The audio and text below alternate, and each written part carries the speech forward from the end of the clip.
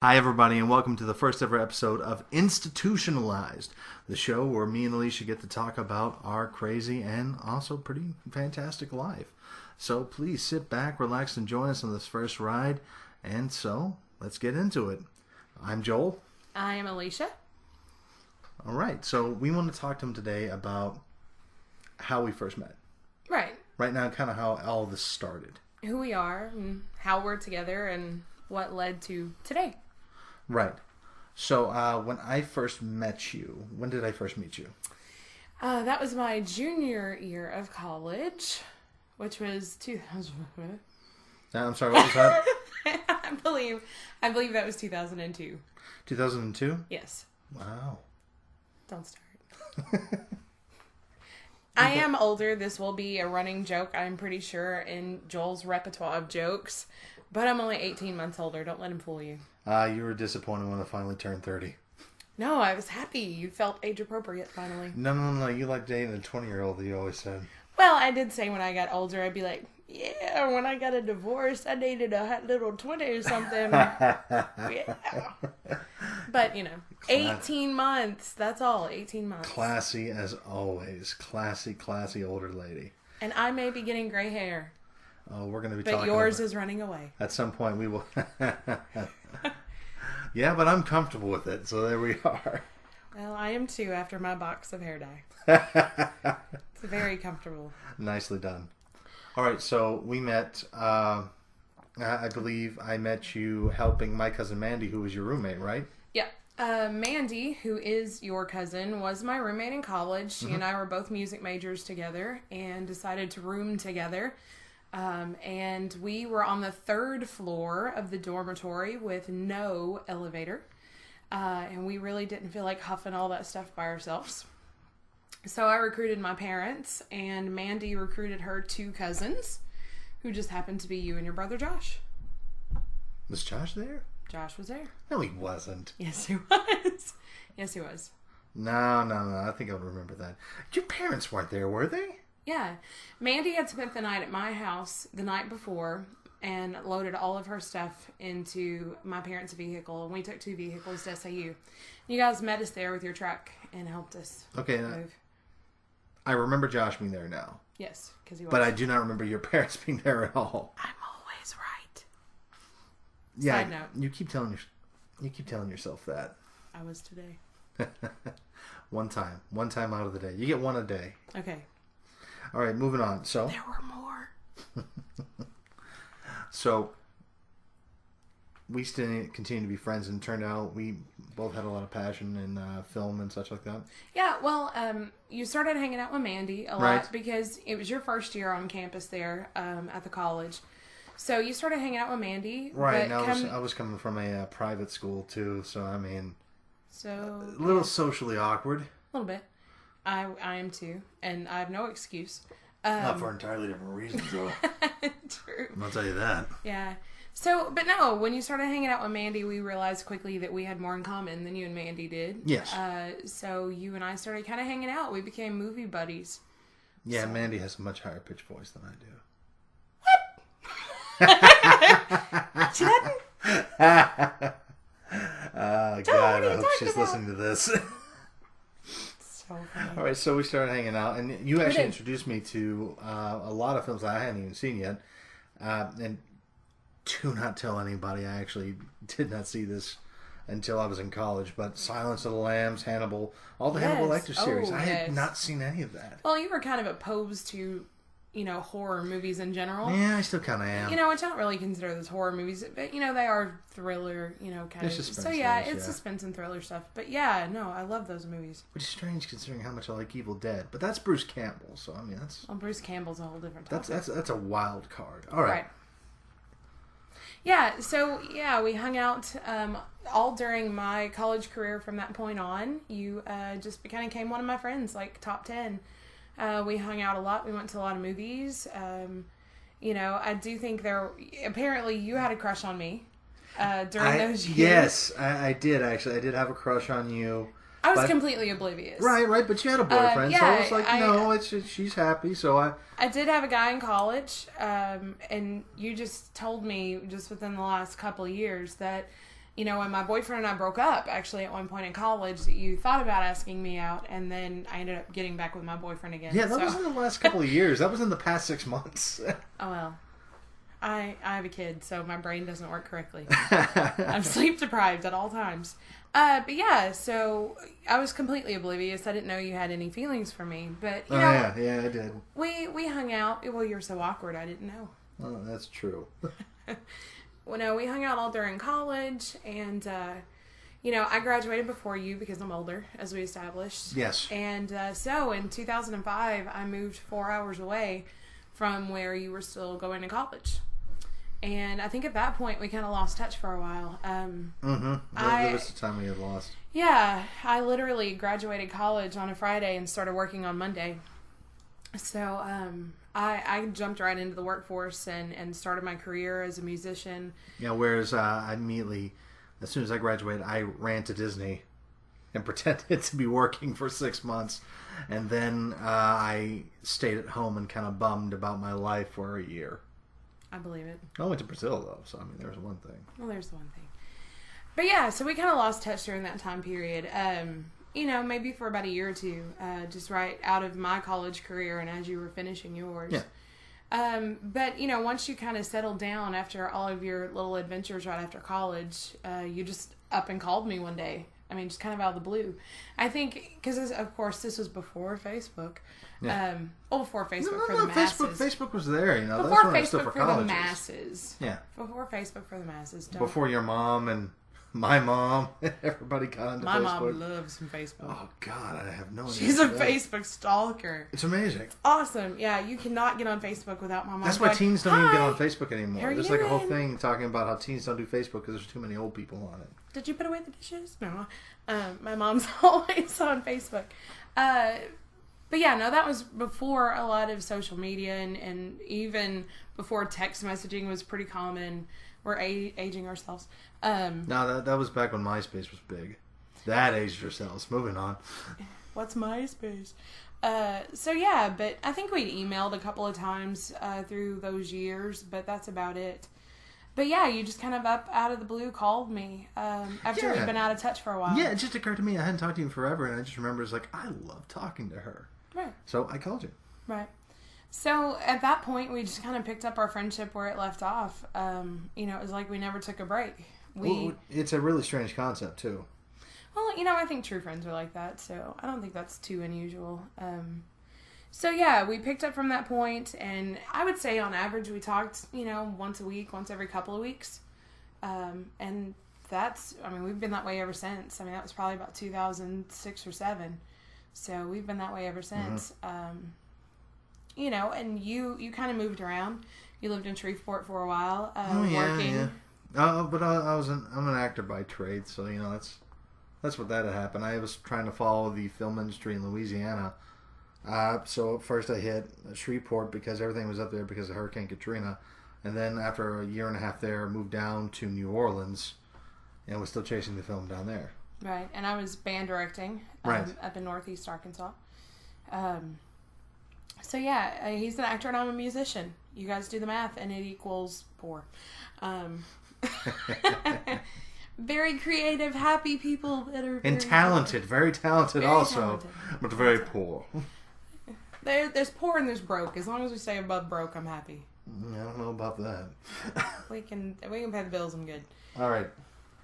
So yeah, but that was basically our friendship until just this year, and then things changed dramatically. Well, yeah, it was kind of interesting because, of course, you were in the middle of a divorce, right? Finishing it up, right? Yeah. Well, last year I had been married for over 7 years. Got married directly out of college, and had a few good years. He was a military guy, still is a military guy. Got married and did the whole married thing and had our careers and did that for 4 years. And then, had a kid. So I have a beautiful little boy. A very cool kid, too. Very cool kid, yeah. He will be 3. Who's amazingly good at video games for some reason. Scary good at video games. And not at all cocky about it either. He has a whole victory dance. It does a victory dance. He insults you if you're not doing good. He says, you need to try harder. And I'm like, what? No, yeah. No, the other day. Yeah, so we're playing this game, and basically it's kind of like a hide-and-seek kind of game. So he was the one trying to catch me. It's the Luigi Mansion game. Right, Luigi Mansion game. Land. Yeah, he's a ghost, and you have a little flashlight, and he tries to catch you. Cheap plug for the sponsors. Right. Wii U. That makes me happy. Yes. Everyone should try the Wii U. It's very toddler friendly. But so we were playing this game, and I was kind of halfway paying attention, and with the other hand, like checking Facebook on my cell phone, because we'd been playing forever, because that's what you do when a 2-year-old latches onto something. And he was beating me. And so after one game, he beat me, did his little victory dance, and he just put his controller down and looked at me so serious. And he said, okay, Mommy, you need to try harder, okay? So I was like, bring it on. I got very defensive with my 2-year-old, and I was determined to beat him. And he still beats me a lot. Yeah. Yeah, and so then the next time I died, he went, aw, poor Mommy, you died. And I was like, what? And that's the problem, man. Like, the kid's already becoming a gamer, which is awesome for me, because I am a gamer, and I played my Halo and Call of Duty and everything else, and anybody out there that's listening who is also a gamer knows about the smack talk and trashing that you do and the entire thing. See, I'm not as excited about the gaming. I'm excited about the trash talk. See, that's what you really should be playing. But the fact, how it feels when somebody kills you and you think that was so bogus, and then they start trash talking you. Imagine a 2-year-old doing that to you. Well, and and here's the thing: when we first started playing against him, we were like, "Oh, be nice to him, go easy on him." Right. Within like 2 days, we're like, "Get him! He's killing us." Do you have any idea how insulting he is when you realize you got played by a 2-year-old? Well, and we're kind of the first real video game generation. I mean, we're kind of the first generation that have video games mostly all our life. So... Oh, yeah, man. I had the old school Nintendo when I was 5. Yeah, I mean, you've been gaming for 25 years and got schooled by a 2-year-old. Don't remind me, man. And I challenge anybody out there. You want to try him, play Tyson. He'll totally school you. Yeah, no, come play Mama's 3-year-old. He will show you what's what. All right. So, yeah, the divorce. We rabbit trailed, as we tend to do. We had a good run for a while, and... just it didn't work out like it does sometimes. And so last fall, we started kind of taking steps to get a divorce. We separated basically in November, by the legal definition of it anyway, and started taking steps towards getting a divorce. And the good news there is I can tell you that he and I are still friends, and still getting along, and talk to each other daily, and he's still very involved in my kid's life, and which is good. That excites me a lot too, because I like the fact that his daddy is still there, and it does see him all the time. And no, it's and good. He does know who he is. There have been awkward moments, and some moments that we kind of had to figure some things out. Yeah.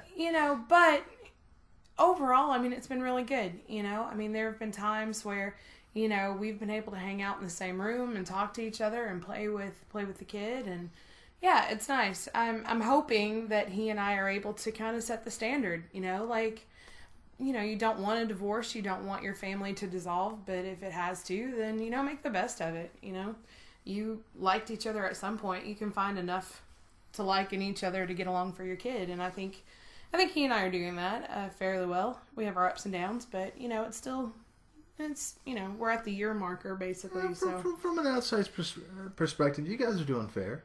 Yeah. I think we're doing it. Yeah. Better than most. So yeah, the divorce. Divorce in January of this year. And, Joel, take it. Yeah, so finally the divorce came through in February, and we were kind of talking during that time, and you were just, typical friend stuff. But I remember... You were very supportive. I was, because, you, like I said, you were my best friend. I wanted to make sure, right. You were fine, help you out in any way I could. But made me laugh. That's true. I have those moments. Not enough for a career, though. Ouch.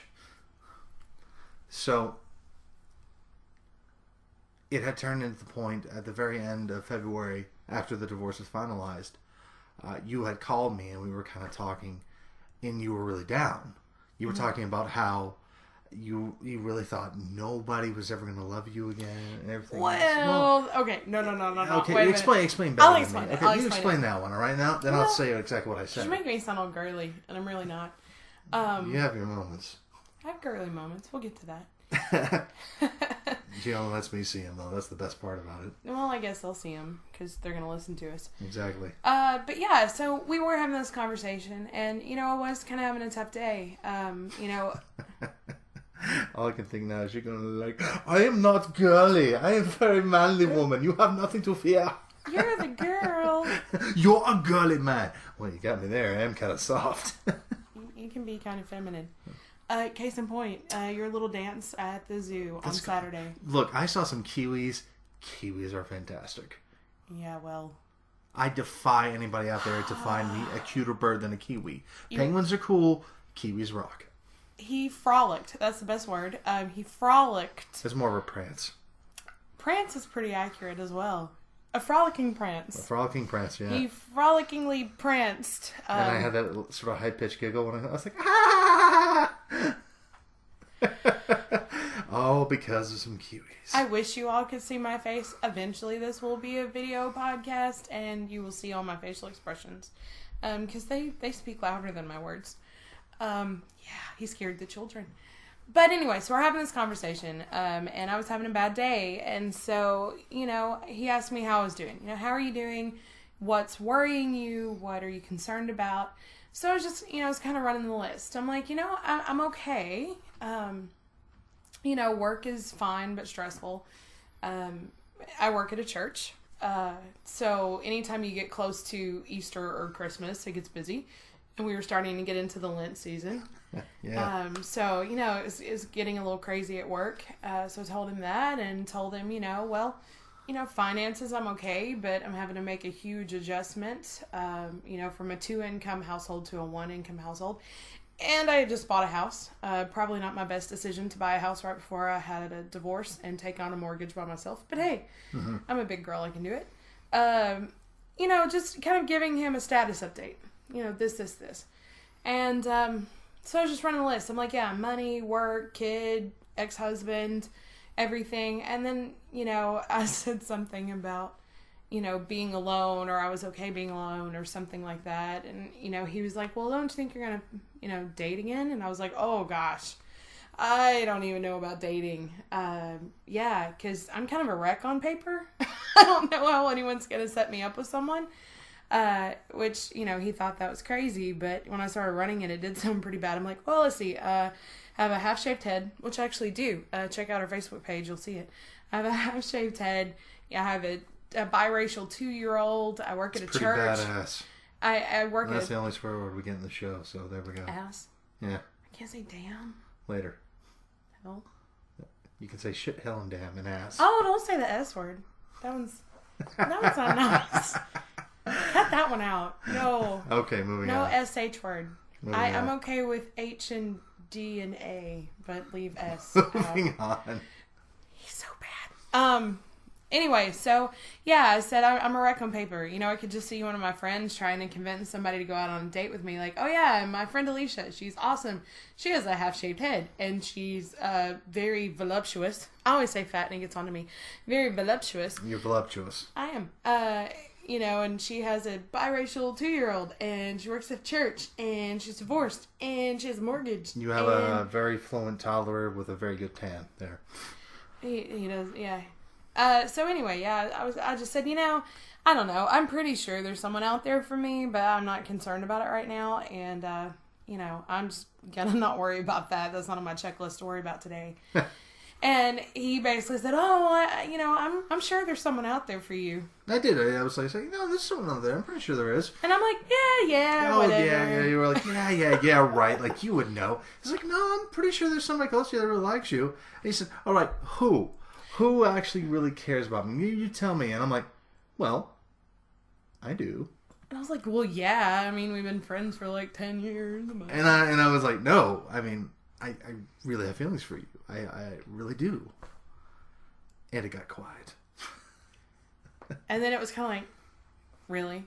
I mean, like, serious. Yeah. Okay, here's something about Joel. He's a joker. He likes to make jokes.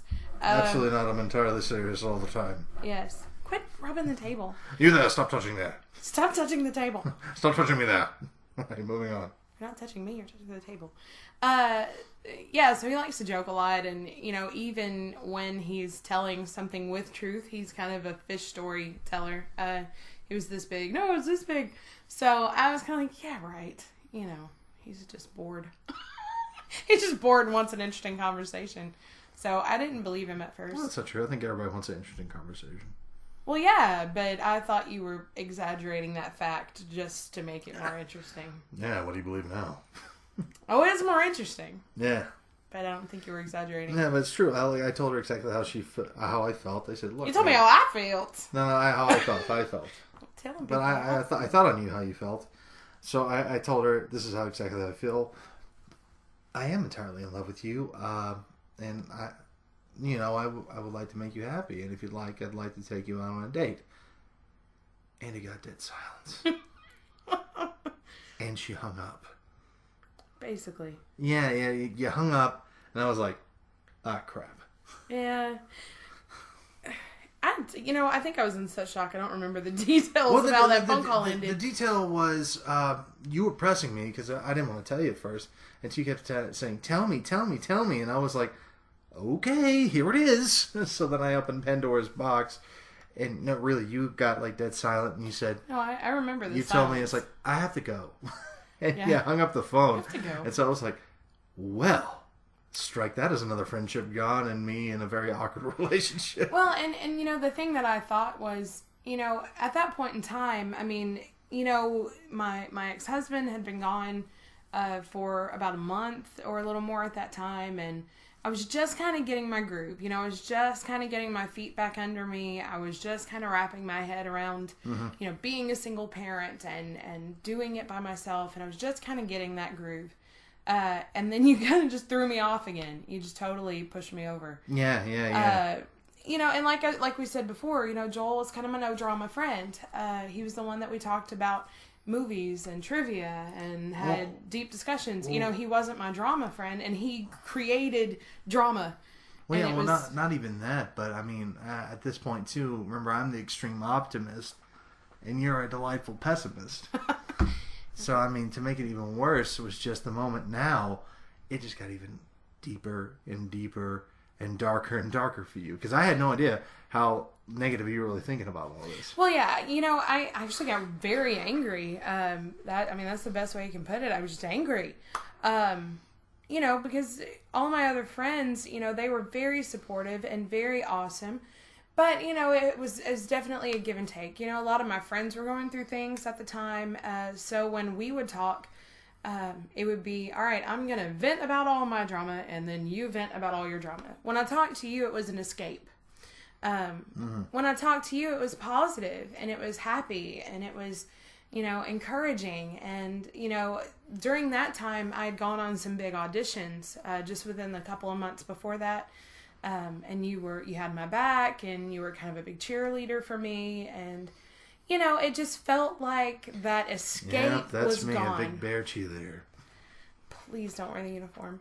If you do, wear pants. Absolutely not. I look good in the hot pants. No comment. Who wears shorts? We wear shorts. Yeah, you wonder why I'm not girly. Somebody has to wear the pants in this relationship. Thank God it's you. And thank God they're not hot pants. Well, they chafe me. Moving on. Oh, sweet Moses.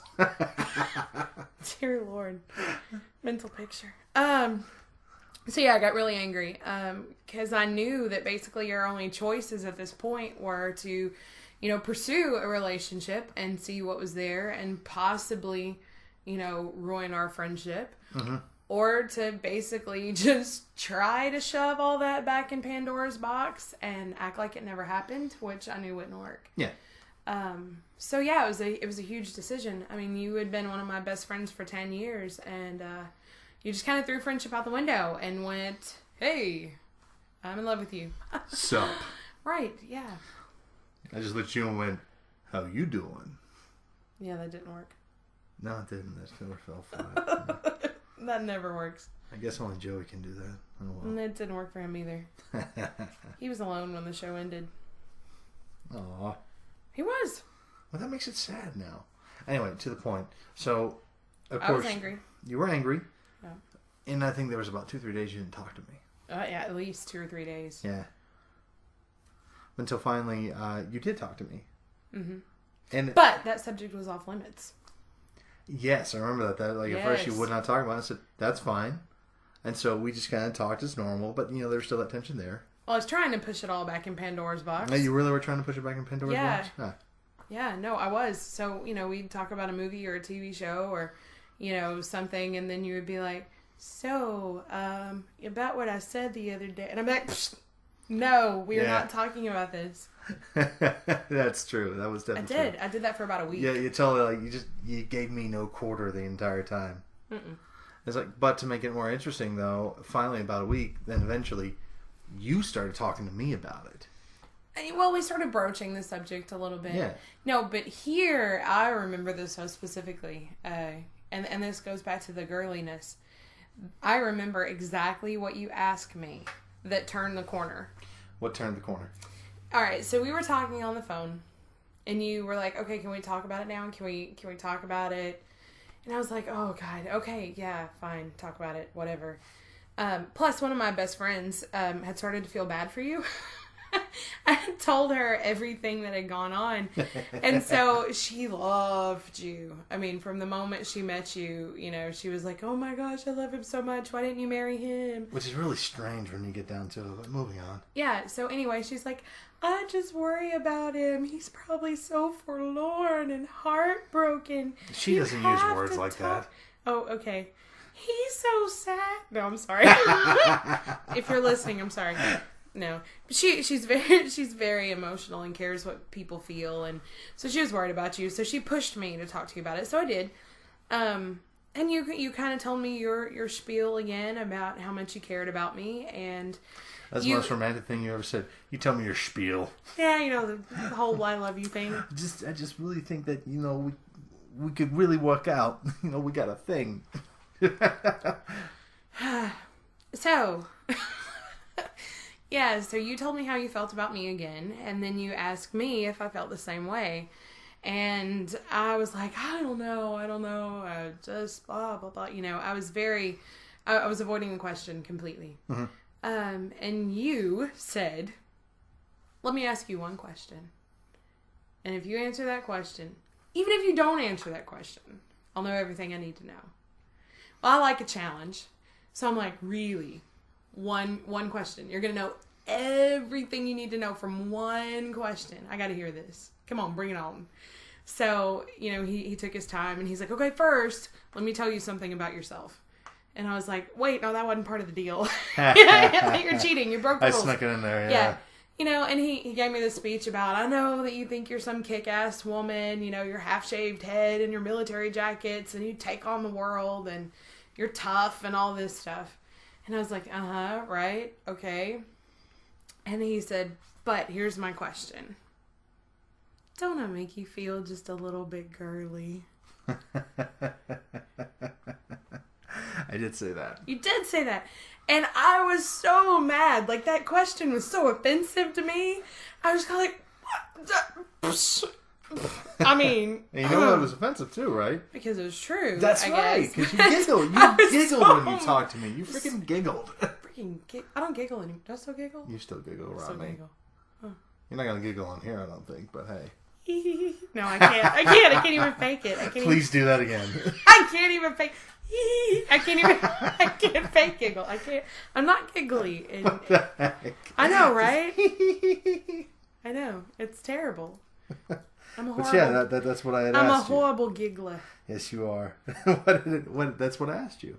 You did. You asked me, don't I make you feel a little bit girly? And you were angry. I was like, what? No. And you were upset because...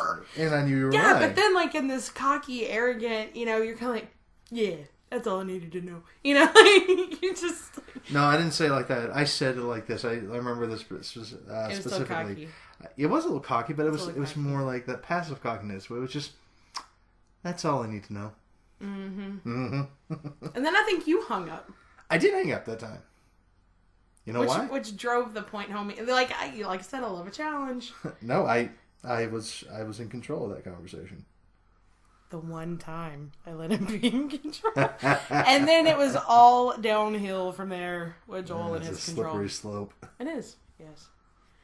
Yeah, so we started dating. Take it over, Joel. And we had started dating, and it was really awkward, too, because I did feel really, really strongly about you. And I was reluctant. Right. And you were very reluctant, and you gave me hell the first 2 months of our relationship. Don't hold back, baby. Go. Oh, my God. I mean, Give it hell. You questioned me on everything. I mean, everything I did, you were like, you don't really mean that, or you don't really want to do that for me. I'm like, yeah, I do. And you were like, no, you don't. And it was just really intense. It was like, oh, my God. Like, you would question me because I'd say a couple of jokes or something, too, and you'd be like, you do not talk to me that way. And I was like, oh, God. Well, okay, to put it in perspective, though, I mean... You know, I took it very seriously because A, our friendship was on the line, and that was important to me. Yeah. B, I had just gotten out of a marriage and he's a great guy. I'm not saying anything bad about him. But, you know, he didn't talk nice to me all the time. So I did take things seriously at times. And also, the third thing and most importantly is, if you were going to be in my life, you were also going to be my kid's life. Yeah. So you weren't just auditioning for the part of boyfriend. I mean, you were auditioning as the part of potential stepdad. Right. I think you should have to jump through the hoops. I think you should have to check all the check boxes off of the checklist, well, we had gotten in one fight, like the middle of March. Where I thought we were going to break up. I really thought we were. Mm-hmm. Like, and you were just like every pessimist and negative thing you could have said. Like, you said it, and, you know, it was just like, I was sitting there, and I just didn't have an answer. Like, I couldn't figure it out. And I was like, and I said, look, and I remember because I told you, I said, look, and I remember I was crying a little bit when I said that. Aww. Said this. And I think that may have been my saving grace. But I just remember saying, look, I don't have an answer. I don't know what's going to happen to us, and I certainly am not the person that would know that. However, I do know I love you, and I do want to see where this is going, and I want to get to know Tyson more. Mm-hmm. So, there you go. And I remember you paused for a little bit, and I think we didn't talk. I believe you hung up. Again, seeing a pattern here. Yeah, you hung up, but then you called me back. Like a couple hours later, and I was like really upset. I was just like pissed off, and I was like, "This woman, she's freaking doing this to me. I can't believe." Then you call me, and I'm like, "Hey, baby, what's up?" Right? Yeah. I was like trying to play it all off, like, "Yes, I'm the kind guy. I'm not like stupid son of a." And you were like, I remember you just went, "I'm sorry," and I was like, "Excuse me," which is unusual for me. Yeah, I was like, "Excuse me," and it's like, "I'm sorry. I was being really unfair to you, and I was being really harsh, but I just don't know how to deal with this." Well, and now I think they need to hear the other part of the story here. They've heard my part. You know, they've heard that I was going through a divorce, got a divorce, transition. But you were also kind of going through a transition in your life as well. I was going through a transition because I was trying to advance my career in film and everything, and I was moving to Los Angeles. I had friends out there that wanted me to come out there and start working on projects with them. I was trying to get myself a job out there, and I was going to move out there and start my life in Los Angeles. You were originally going to move in January. Yeah, and just the housing didn't work out, and all these different things didn't show up, and just things didn't happen. So at that point, you decided to move it to March. Right, I said I was going to do it in March, and try to a couple more months to I can have a little more time to make some money, and I can set things up. And then it fell through again. Yeah, well, when we started dating in February, so it was right in the middle of all of this. Right, and so then it made it even worse, because then I was like, I got to push it back to May. That was actually when I did move out there. But that was an added thing onto it, because, everybody was asking, why are you going to move to California when you have this new girlfriend? And it's like, you know what, we're going to try this. Did AK ask that? That was your AK voice. That was my AK voice, but no, it was not AK. Okay. For some reason, AK trusts my judgment. I don't know why, but he does. It's misguided. No, I can't. No, No, sorry. we're tight with each other. We There you understand each other. Yeah, so you were going to move to LA. Right, I was going to move to LA to help, my career. And somehow in my mastermind plot, what the answer to this was, I said, look, I feel strongly about you. I think that we really can make this work. You just have to be patient and wait for me. Right. All right, and I used a lot of sea analogies. I remember that. Oh gosh. We had so many discussions about like I'm a rock and you're the wind and oh gosh. You're the one who did the rock and wind thing. Well, that's true. That's it, which was kind of funny. And I was like, I said, look, I'm like a sailor. I'm going out to sea for a little bit, but then I'm going to be back, okay? Wait for me, right? Oh, wayfarer. Yeah, I'm a wayfaring stranger and all that. But so that's how it continued. And then it got to the point, I remember, right before I left, and we were really talking about it. But those last 3 days right before I left, it was really weighing on you. Of course it was. Of course it was. And I think it was weighing on me too, but you think it was? It was weighing on me. It was. Okay. But I still had that drive in mind. I said, look, I got to do this for my career. No, you were focused. Yeah. I was focused. I was focused entirely, which is a good thing. Mm-hmm. Focused on my career. Said, yeah, I got to do this. So, and the plan was I was going to go out to California for 2 years. We had scaled it back to a year and a half. Well, no, we're getting to that. No, but I mean, even before you actually moved. Before I actually moved, it was going to be a year and a half. But first, it was 2 years. First, it's 2 and years. it just got to the point where she was like, I can't last 2 years waiting for you. Right. I'm going to be older, and if, we decide to try to go for kids or anything like that, if we do decide to get married, I'm going to be an older person. We don't want to do that. So we're like, okay, cool, no problem. So. And I was worried about my kid, too. Yeah. I knew that the transition of you two kind of becoming a family unit would go better, with him so young. Absolutely. So, but nonetheless, I still had my drive, and we decided to scale it back to a year and a half, and I went out to California.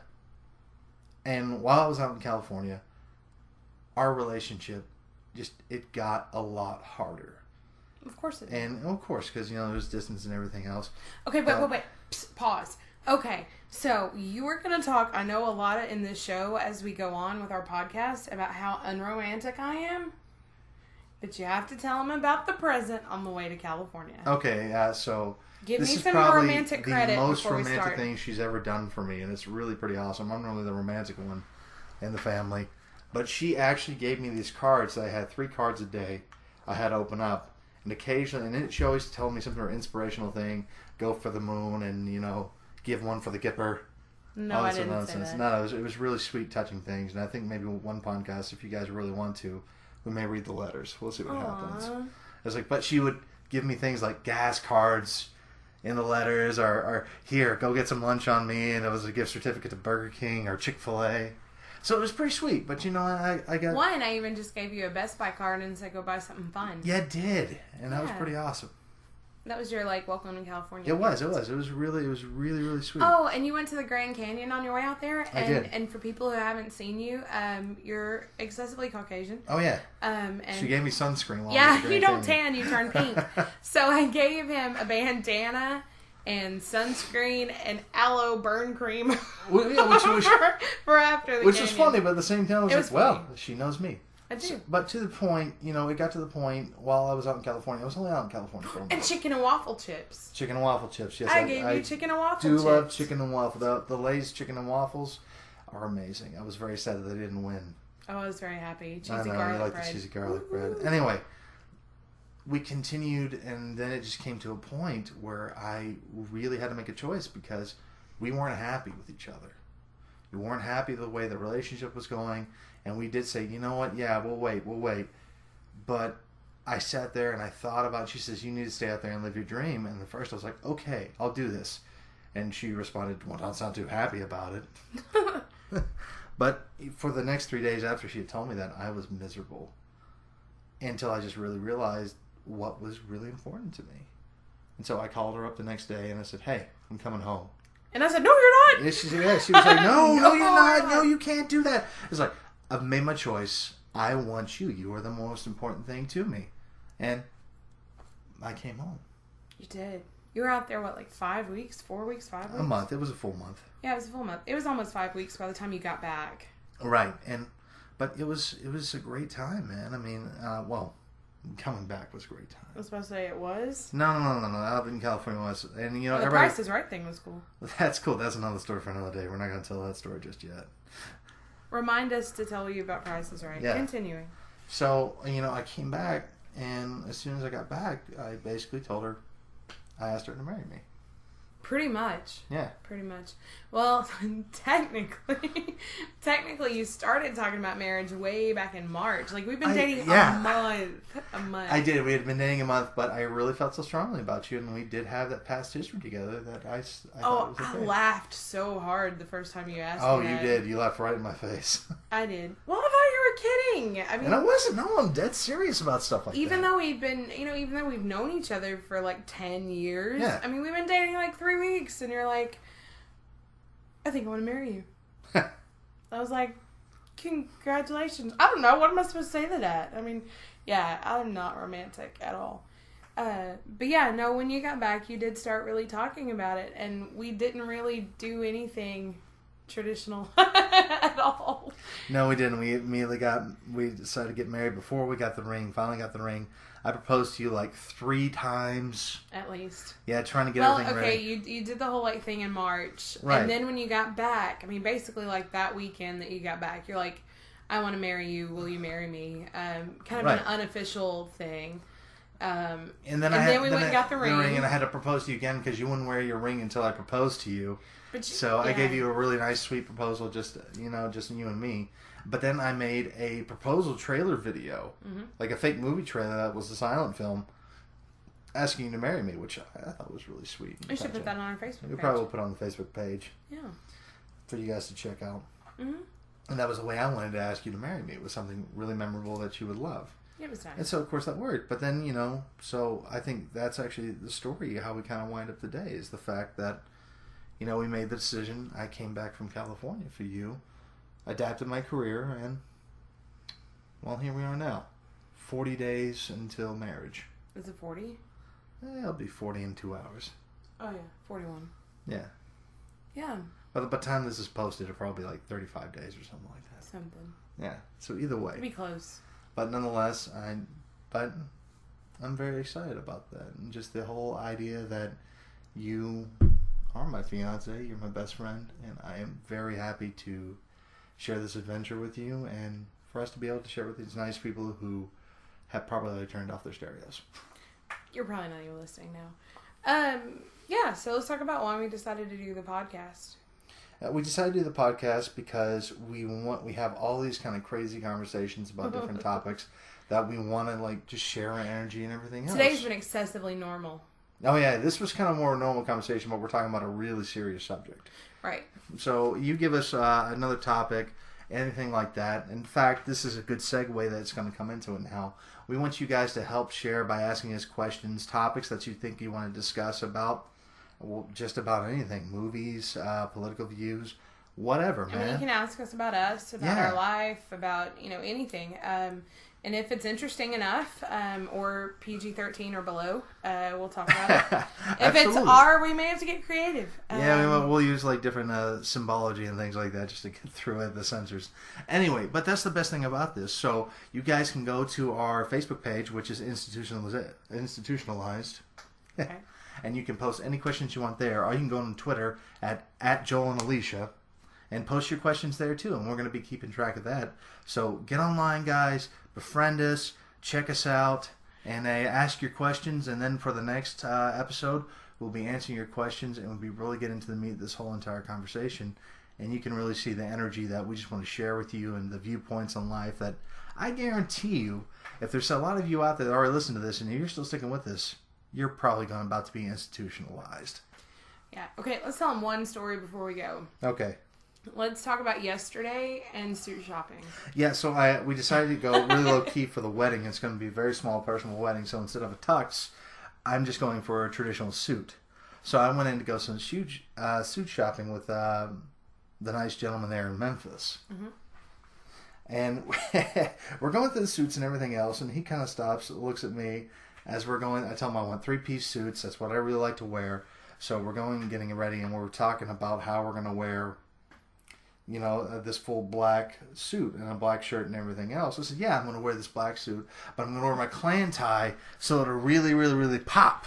And I was like, Klan with a C. Not a K. Klan with a C, not a K. Because this very nice gentleman was a black gentleman, and we were in Memphis. And so I was like, you have to be careful saying the word Klan, honey. Yeah, and so what made it even funnier is the fact, because I just blew off, like, me and the guy, I stop, look at him, he looks at me, and we just kind of go, like, totally bust out laughing about the whole entire thing. And I was just like, and I was like, why would you even say that? Like, I was saying a Klan thing. Oh, no, sorry, I don't mean my white sheets. I mean...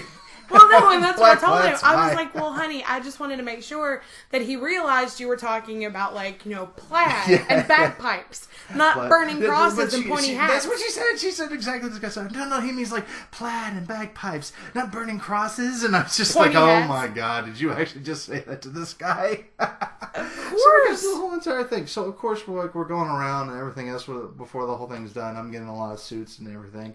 I'm talking to him, and one other guy comes up here, and he looks at Tyson. Tyson, of course, is mixed. So he looks at him and he goes, is that your boy?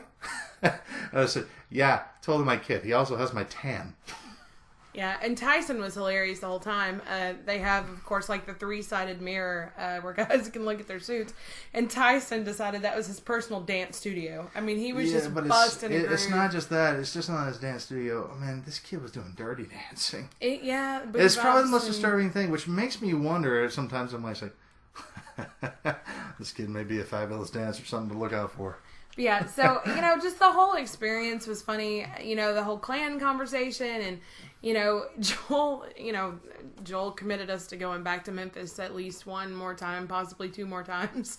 And Once. I've already said that one more time. We will see.